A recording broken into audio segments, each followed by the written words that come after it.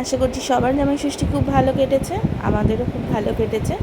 এবার যেহেতু উইকডেতে ছিল তো আমরা সকালবেলা যেতে পারিনি, রাতে ডিনার করেছিলাম, তো সেজন্য বিকেলবেলায় আমরা বেরিয়েছিলাম।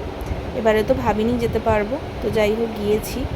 আর সন্ধ্যাবেলা মা ওর জন্য দইয়ের ঘোল বানিয়েছিল, সেটাই সন্ধ্যাবেলা যাওয়ার পর আমরা খেলাম।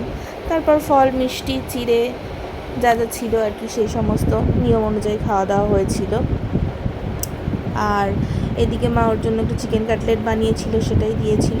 সকালবেলা হলে লুচি বাগেরা থাকে, তো যদি সন্ধ্যাবেলা সেজন্য মাকে বললাম যে এসব করতে হবে না, তুমি অন্য কিছু ব্যবস্থা করো। তো মা তখন হচ্ছে চিকেন খেতে ভালোবাসে, তো ওই জন্য কাটলেটটা বানিয়েছিল।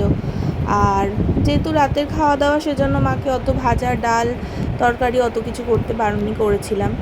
তো সেদিন একটু সিম্পল ডিনার হয়েছিল আমাদের। আর তো ফ্রাইড রাইস খেতেও ভালোবাসে, সেজন্য মা ফ্রাইড রাইস আর চিলি চিকেন বানিয়েছিল ওর জন্য। আর ইলিশ মাছ যেহেতু হয়েছিল, তো একটু রাইসও ছিল রাতের খাবারে, তো সেজন্যই আর কি। দেখুন দইয়ের পরিমাণটা নিয়েছে, দেখুন প্রত্যেকবার এই চিড়ে খাওয়া নিয়ে ওর একই ব্যাপার। এত কম যে কেউ খেতে পারে মানে ধারণার বাইরে, এটা না কেউ চিড়ে খাচ্ছে। তো যাই হোক, নিয়ম রক্ষা আর কি, সেই সব হলো। তারপর এই হচ্ছে আমাদের রাতের খাওয়া দাওয়া। এইসবই খাওয়া দাওয়া করে আমাদের ষষ্ঠীটা আর কি কেটেছিল। তো চলুন তাহলে আবার পরে দেখা হবে, টাটা।